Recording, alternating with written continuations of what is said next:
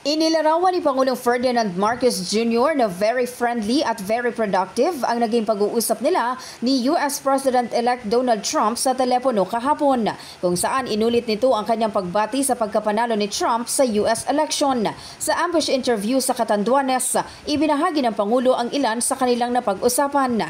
Kabilang dito ang pagpapatibay ng ugnayan ng Pilipinas at Estados Unidos at ang kanyang hangarin na palakasin pa ang alyansa sa pagitan ng dalawang bansa. I was able to schedule a phone call to President-elect Donald Trump at nakausap ko siya kaninang umaga.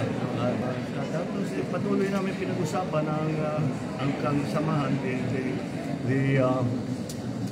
the alliance between the United States and the Philippines, and I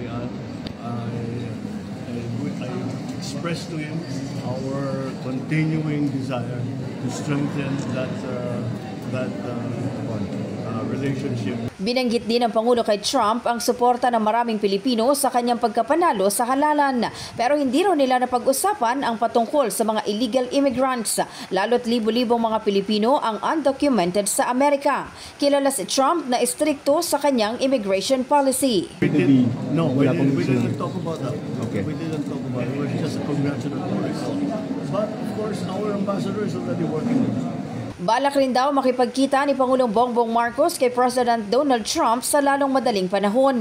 Samantala, kinumusta rin daw ni Trump si dating First Lady Imelda Marcos na ayon kay Pangulong Marcos ay personal na kakilala at kaibigan ng bagong halal na presidente ng Amerika. Ang kaibigan niya talaga, mother ko. Kilalang-kilala niya yung mother ko. Kinukumusta niya si Imelda. Sabi ko, pinabati ka na.